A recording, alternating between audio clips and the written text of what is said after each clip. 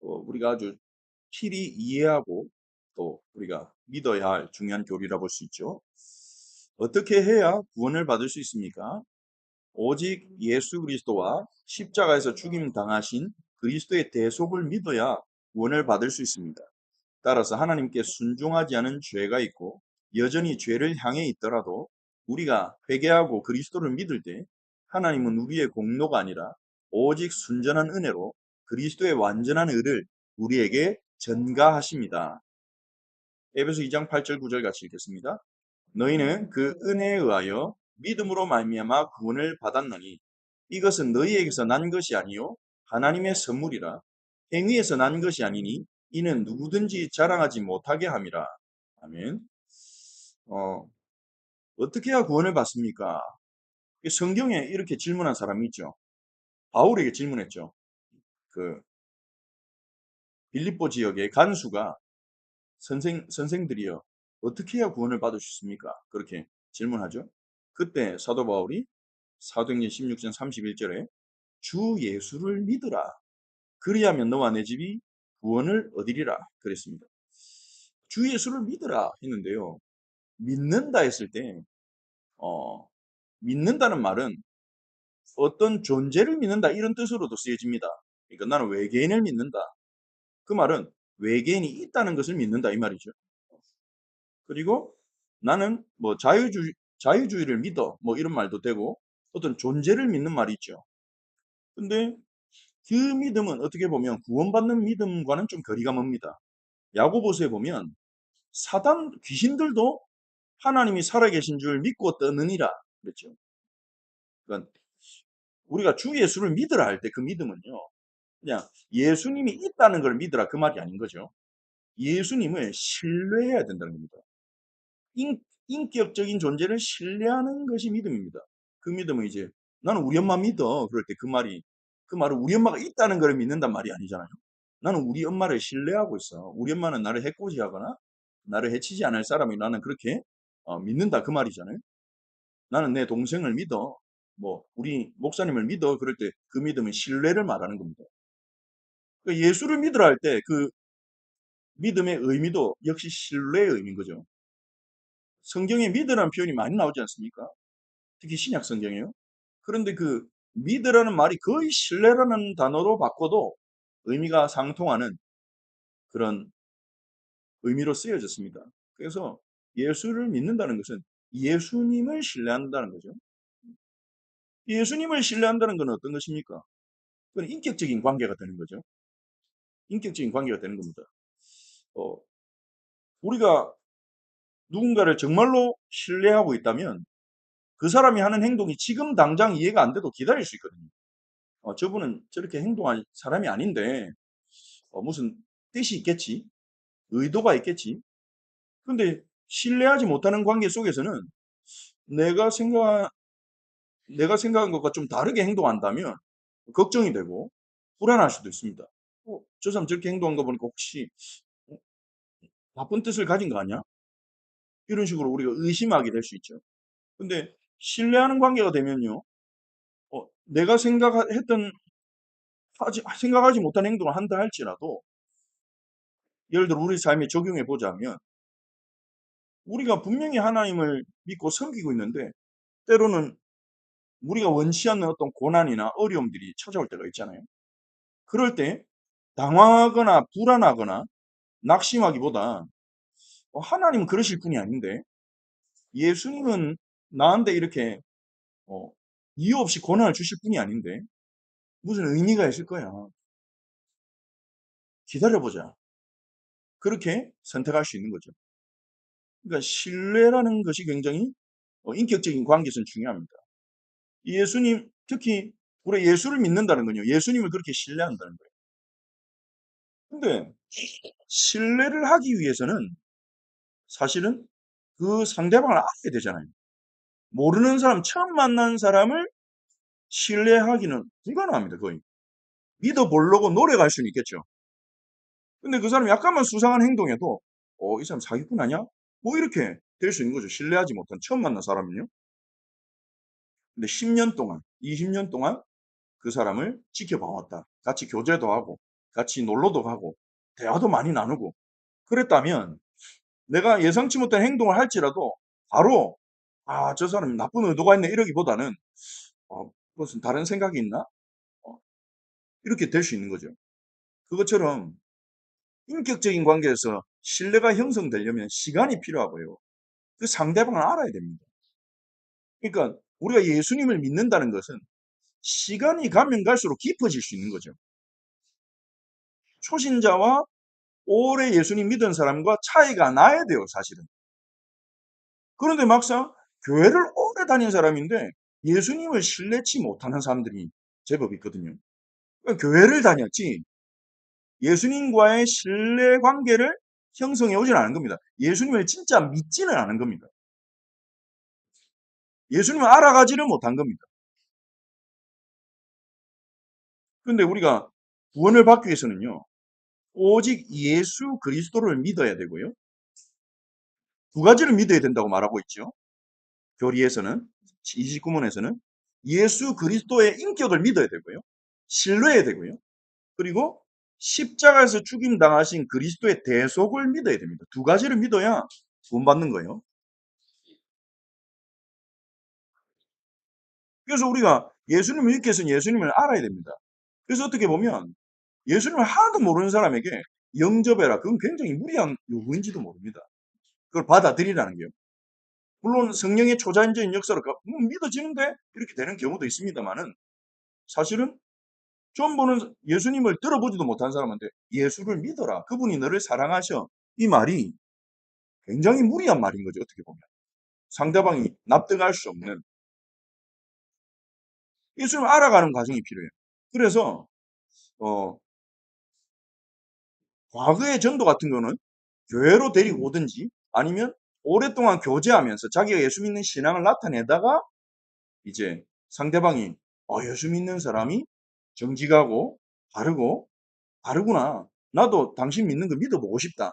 요렇게 이제 전도되는 자연스러운 전도가 좀 많았다면 점점 현대로 오면서 선교단체나 이런 전도단체들이 일어나면서 좀 더 빠른 이래가지고는 세계복음화 안 된다. 뭐 이런 부분도 있겠지만 좀 빠르게 신속하게 예수를 전하고 또 회심하는 그런 방향으로 좀 관심들이 많이 돌아서면서 어떤 영접시키는 거라든지 예수님 영접시키는 거라든지 뭐 거기서 그 구원의 길보다 먼저 나온 게 뭐 사형리라는 것도 있고요. 뭐 색깔 전도지도 있고 이런 것들을 활용해서 선교단체들이 최대한 짧은 시간 내에 그 사람이 자신이 죄인임을 깨닫고 예수님이 죄인을 구원하는 구세주라는 걸 깨닫고 인정하고 그분을 받아들이도록 이렇게 하는 전도법들이 나오게 된 것 같습니다. 뭐 그것도 나쁘다고는 볼 수 없고요. 왜냐하면 하나님이 그 전도도 쓰시는 게 그 전에 그 사람이 주변에 있는 기독교인과 어떤 자신의 어떤 문제 속에서 하나님의 인도하심을 받다가 어느 날 기차역에서 아니면 지나가다가 복음을 전하는 사람 만나서 복음을 딱 전해주는데 자기가 지금까지 뭔가 생각해오던 것들의 퍼즐이 그때 딱 맞아 떨어지는 거예요. 그렇구나. 하나님 살아계시고 예수가 바로 그런 분이구나. 이래가 믿어지게 하실 수 있거든요. 하나님은. 그러니까 노방전도 길거리 전도는 불가능하다. 뭐 어떤 사람 그렇게 얘기하는 사람도 있는데 뭐 사실 우리는 캠프하면서 경험도 해보고 했지만 예수 믿는 사람 있는 겁니다. 그건 불가능한 전도는 아닙니다. 사실. 중요한 건 이제 태도가 중요하겠죠. 어떤 태도로 굉장히 무례하게 아니면 불편하게 다른 사람들을 막 힘들게 하는 노방전도가 된다면 그것은 근데 그런 방식으로 많이 해서 노방전도가 사실은 비판을 많이 받죠. 불신자들과 심지어 기독교 안에서도 막 무례한 기독교 막 이런 책도 나오고 막 그런 부분들이 있는데 하지만 하나님은 그렇게도 그 사람을 부르실 수 있다. 하지만 그렇게 예수를 믿었더라 하더라도 예수님을 알아가는 과정이 반드시 있어야 된다. 오늘 우리가 그 설교에 나온 본문에 나온 사람들도 예수님에 대한 소문을 계속 듣는 과정이 있었을 거란 말이에요. 예수님의 치유를 직접 보고 예수님에 대한 소문을 듣고 누군가 우리가 관심 있는 인물이 생기면 옛날 얘기까지도 다 소환되잖아요.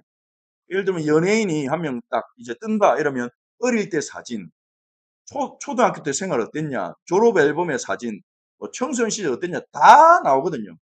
사람들이 관심을 가지고 찾기 시작하면 예수님도 이제 막 유명해지니까 사람들이 예수님 어머니한테도 찾아가고 막 마리아한테도 물어보고 예수님 동네에서 예수님 어릴 때 어땠냐 이런 얘기들도 막 물어보는 사람들이 있었을 거예요. 누가는 그걸 다 이제 수집한 거고 누가복음 쓸 때. 그러니까 예수님에 대한 어떤 이야기들 소문들을 듣는 가운데 그 예수님에 대한 신뢰가 딱 생겨난 겁니다. 저분이라면 내 이 끔찍한 고통에서 나를 구원해 줄 수 있다. 나를 구원할 수 있다. 우리가 신앙생활도 마찬가지입니다. 우리가 누군가가 예수님을 믿고 믿음 안에 성장하게 하려면요. 일단 예수님을 알아야 돼요. 그게 우리 자녀든 우리의 전도 대상이든. 그래서 예수님을 접할 수 있는 어떤 뭐 영화나 드라마나 뭐 이런 걸 활용할 수도 있고요. 그런 걸 통해서도 계속 이제 접하면서 아, 예수는 분이 어떤 분이구나. 이렇게 알아가고. 특히 교회나 성경 공부를 통해서 예수님이 어떻게, 무슨 말씀하셨고, 어떻게 살아가셨는가, 무엇을 명하셨는가, 이런 것들을 알아가는 것들이 굉장히 중요한 이유가 그것들을 통해서 예수님에 대한 신뢰가 하나씩 하나씩 생겨나기 때문입니다. 그래서 하나님이 우리에게 원하시는 믿음은요, 예수 그리스도를 믿는 거예요. 예수 그리스도 믿기 전에 우리가 신뢰하는 대상들이 따로 있었죠. 그게 부모님이든, 어떤 사람 나 자신, 어떤 사람 돈, 어떤 사람 자식, 어떤 사람은 인기, 어떤 사람은 사람들의 관심, 사람들의 관심을 안에서 자기가 행복하고 든든하고 안전한데 그 관심이 사라져 버리면 그 유튜버 중에도 있잖아요. 유튜브 생방 켜놓고 자살한 사람도 있잖아요. 자기가 죽으면 무슨 의미가 있습니까? 그런데 자기가 죽는 장면조차도 유튜브로 생방해가지고 사람들이 보게 하는 거예요. 그만큼 그 사람의 마음에 어떤 사람들의 관심이나 인정을 받는 게 우상이 돼 있다는 거죠. 그러니까 뭔가 신뢰의 대상을 찾아야 됩니다. 왜냐하면 하나님 떠나 있기 때문에. 신뢰의 대상이 없기 때문에. 근데 하나님은 이제 자기 아들 예수 그리스도를 보내시고 하나님이신 예수님을 보내주시고 우리가 그 예수님을 향해서 우리의 신뢰의 대상을 바꾸기를 원하시는 거예요. 그래서 이게 완전히 예수님을 신뢰하는 신앙으로 완전히 전환되기 전까지는 사실은요, 우리에게 크고 작은 갈등이 계속 있는데 하나님 주시는 것도 아닙니다. 내가 힘든 거예요, 스스로. 예수를 믿어야 되는데 예수님을 전적으로 의지하고 믿고 따라간 게 아니라 자꾸 뭔가 우리는 교회가 어느 정도 크면 좀 편해질 거야. 사람들이 내 설교 영상에 관심 많이 가지면 뭔가 그게 편해질 거야. 그게 좋은 거야. 뭐 이런 것들. 좀 더 내가 그 형편이 나아지면 더 행복하고 좋겠지. 뭐 어떤 사람은 결혼을 하면 결혼에 대해서 또 환상을 가지고 결혼을 하면 되겠지. 근데 이게 안 되니까 어떤 사람 신혼여행 가가지고 바로 이혼하는 경우도 있고 신혼여행 다녀와서 이혼하는 커플도 그래 많다지 않습니까? 그러니까 뭔가 우리가 그리스도께 두어야 되는 신뢰를 다른 데다가 두고 있는 거죠. 근데 그것도 우리에게 진정한 만족을 줄 수 없거든요. 근데 그거라도 있으니까 붙잡아야죠. 그리스도 못 만난 사람들은. 근데 그리스도를 만난 우리들은 우리의 신뢰의 대상을 예수님으로 바꾸어가는 과정 중에 있습니다. 우리의 신뢰의 대상이 예수 그리스도가 딱 되어버리면 그 사람은 무너지지 않습니다. 점점 담대해집니다. 초대교회 성도들처럼 그렇게 될 것입니다. 우리가 아까 마지막에 같이 읽은 성경 구절처럼 담대히 말하되 주는 나를 돕는 자이시니 내가 무서워하지 아니하겠노라. 사람이 내게 어찌하리요.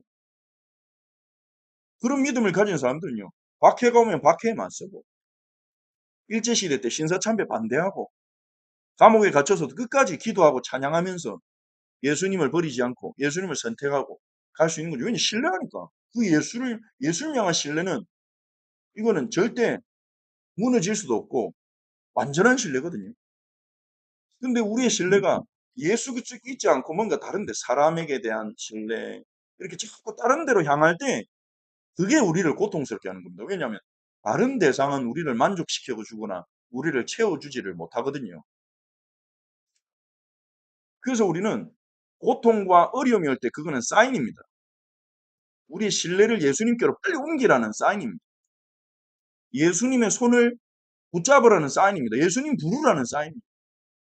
예수님이 그런 고통과 슬픔에서 우리를 손잡아 일으키실 때 우리는 거기서 아 역시 내가 믿을 분은 예수밖에 없습니다. 예수님밖에 없습니다. 이렇게 우리의 믿음이 견고해지고 바르게 올바르게 세워져 가는 거죠. 그리고 그 예수님 우리가 전적으로 신뢰할 수 있는 가장 중요한 근거가 바로 십자가 죽음입니다. 나를 위해 십자가에 죽을 만큼 나를 사랑하신다면 다른 동기는 없잖아요. 하나님의 아들이 굳이 고통을 당하고 죽을 다른 이유는 없어요. 왜 신이 인간이 돼가지고 뭐 육신의 즐거움을 누린 것도 아니고 뭐 신은 영적인 존재니까 육신적인 즐거움을 못 누리니까 사람이 돼서 육신의 즐거움을 누린다. 그런 식으로 생각하는 종교들도 있는데 그것도 아니고 예수님은요 섬기러 오셨고 말 그대로 섬기셨고 십자가에 죽으셨잖아요. 다른 동기로는 이해가 안 됩니다. 하나밖에 없어요. 십자가에 죽을 정도로 우리를 사랑하신다. 우리가 그걸 믿는다면요. 예수님에 대해서 우리가 신뢰할 수 있습니다. 나를 자기 목숨을 버리고 자신의 영광을 내려놓고 목숨을 버릴 정도로 나를 사랑하는 분이다. 우리가 그걸 믿으면요. 그분의 뭘 못 믿겠습니까?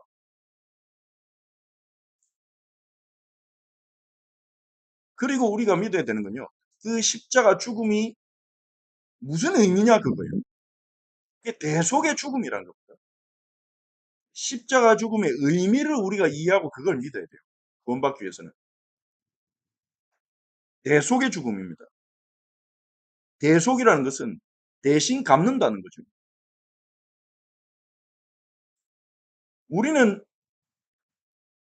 우리가 하나님께 순종하지 않은 죄가 있고 여전히 죄를 향해 있더라도 예수 믿고 나서 여전히 우리가 죄를 향해 있고 또 죄로 인해서 넘어지고 순종하지 않은 죄가 있을지라도 우리가 그리스도를 믿을 때 어떤 일이 난다고 말합니까? 성경은요. 나의 모든 죄가 그리스도 안에서 심판을 받았다는 거예요. 예수님의 죽음은 내 죄를 지고 내 대신 심판받으신 거예요. 그러면 하나님은 공의로우시기 때문에 심판받은 사람을 또 벌 주시지 않거든요. 그럼 하나님 공의롭지 않은 거죠.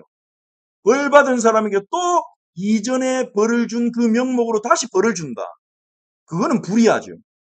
하나님은 공의하시기 때문에 그러실 수가 없습니다. 공의로우시기 때문에. 예수 그리스도에서 우리는 우리의 모든 죄는 심판받았기 때문에 우리는 다시는 심판받지 않습니다. 그게 대속이에요. 그걸 위해 그리스도께서 죽으신 겁니다. 찰스 펄전 목사님은요. 우리의 빚을 그리스도는 자기의 백성의 빚을 1.1회까지도 다 지불하시고 영수증을 받아내셨다 이렇게 표현했어요. 그러니까 예수 그리스도께서 대신 죽은 영혼은 지옥에 떨어질 수가 없고 심판받을 수가 없는 거죠. 그게 대속입니다. 그래서 우리가 넘어지고 연약할지라도 구원받아요. 예수님의 대속을 믿는 자, 예수 그리스도를 믿는 자는요. 근데 문제가 아니라 이 예수 그리스도를 믿고 신뢰하는 사람은요. 우리는 신뢰하는 사람 말은 잘 따라갑니다. 사람은 기본적으로 남의 말 잘 안 듣습니다. 남의 말 잘 듣는 사람이 어디 있습니까? 그런데 내가 진짜 믿을 만하고 이 사람 진짜 나를 사랑해. 이 사람 진짜 나보다 더 똑똑해. 이런 사람이 있다면 말하면 우리는요. 내가 인정하는 사람 말을 듣거든요. 다른 사람 말하면 그러다가도 그 사람 말하면 그래요? 듣거든요. 우리가 그리스도를 신뢰하면 신뢰할수록 그분의 말씀을 듣게 돼 있습니다. 그러니까 죄로부터 멀어질 수밖에 없는 거예요. 예수 그리스도를 믿으면 믿을수록 믿음이 성장하면 성장할수록 죄로부터 멀어지는 거예요. 죄를 안 지으려고 하는 게 아니라 내가 신뢰하는 그분의 말씀을 듣다 보니까 자연스럽게 죄로부터 멀어지는 거예요.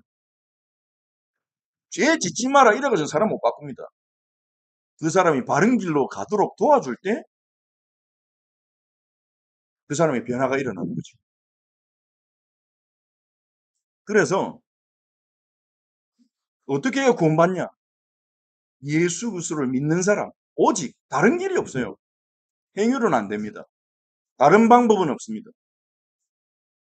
오직 예수를 믿는 사람, 내 대신 십자가에서 죽임 당하신 그리스도의 대속을 믿어야 구원받는 겁니다. 우리가 회개하고 그리스도를 믿을 때 하나님은 우리의 공로가 아니라 오직 순전한 은혜로, 순전한 은혜, 100% 은혜라는 거죠. 순도 100%의 은혜로 그리스도의 완전한 의를 우리에게 전가하십니다. 여기서 전가라는 말이 중요하죠. 전가한다는 말은요, 받는다는 거예요. 그리스도의 의가 나에게 그리스도의 의를 내가 받는 거예요. 내 의가 아니라. 그래서 우리가 예수님을 믿는다는 것은 예수님을 믿을 때 예수님의 십자가 죽음을 통해서 두 가지가 일어났다고 우리는 믿어야 합니다. 그게 로마서에서 바울이 계속 가르치는 성경의 복음입니다.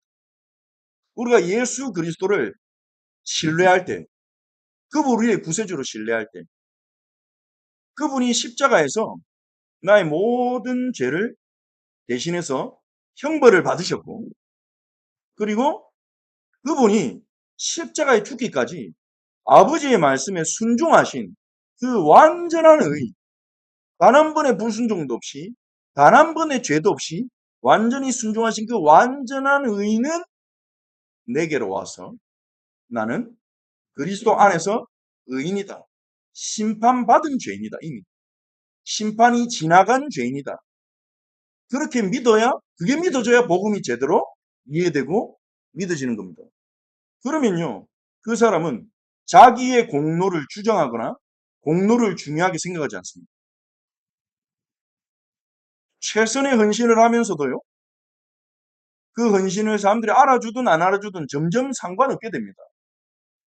내가 그리스도께 한 거거든요. 그 사람들이 알아주면 오히려 미안해요. 내가 받은 은혜에 비하면 내가 주님께 해드린 거 너무나 부족한데 이걸 가지고 칭찬해 주네. 듣기 민망해서 못 듣겠다. 이렇게 되는 거죠. 그리고 다른 사람이 뭔가 하나님 뜻대로 못 살 때 그 사람을 정죄하지 않습니다. 내가 지금 하나님 뜻대로 조금 걸어갈 수 있는 게 내 의나 노력이 아니라는 걸 알기 때문에 내가 믿는 그리스도께서 나를 대속하셨고 그의 의로 내가 구원받았다는 걸 알기 때문에 내가 다른 사람들보다 신앙생활 좀 더 열심히 하고 바르게 한다고 해서 그거 가지고 다른 사람을 정죄하거나 무시하거나 이렇게 할 수가 없어집니다. 저 사람도 나에게만 은혜가 임한다면 회복될 거야. 이런 믿음이 딱 생기는 거죠. 믿음의 눈으로 보게 되는 거죠. 그러면 정죄보다는 격려, 정죄보다는 위로, 손을 잡아 이렇게 줄 수 있는 거죠. 예수님이 내 손 잡아 이렇게 주었듯이. 그래서 우리가 우리의 신뢰를 예수 그리스도를 향해서 예수 그리스도를 향하여 옮겨가는 것, 그것이 우리의 신앙생활의 가장 중요한 본질이 아닐까 싶습니다.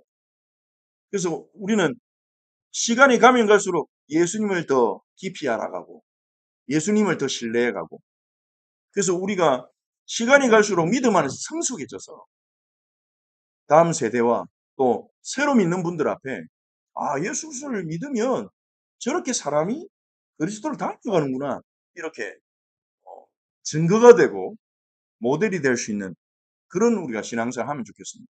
그 방법이 있거든요. 그 길이 바로 예수님을 알아가고 우리의 신뢰를 그분께 만두는 거예요.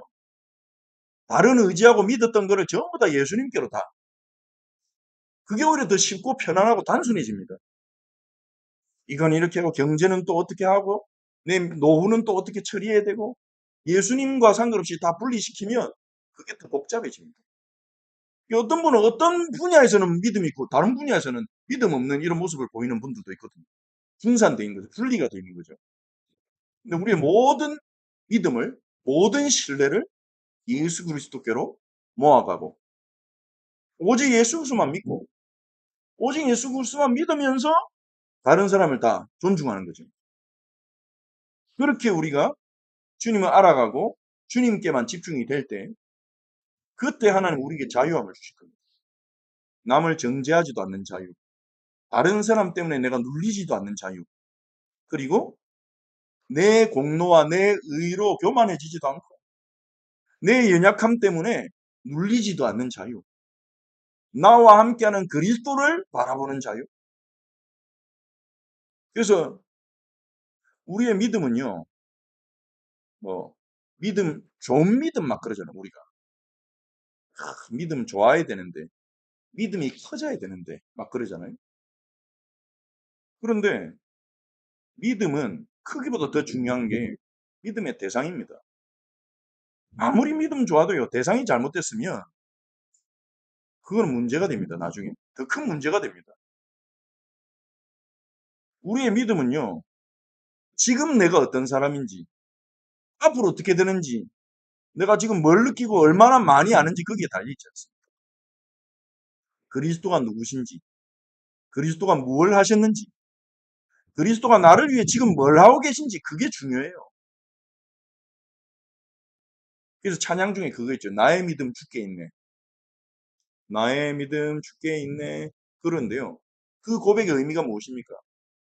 내 믿음에서 중요한 거는 그리스도다. 대상이 중요하다는 거예요. 우리가 대상을 알고 그 대상과 점점 가까워진다고 우리 믿음은 자연스럽게 커질 것입니다. 뭐 신앙 영웅들이나 간증에 나오는 사람들처럼 우리가 큰 믿음을 가져야 되는 게 아닙니다. 믿음의 대상인 예수님께 집중하기를 원하십니다. 그래서 우리가 구원의 길은 예수님을 믿는 것,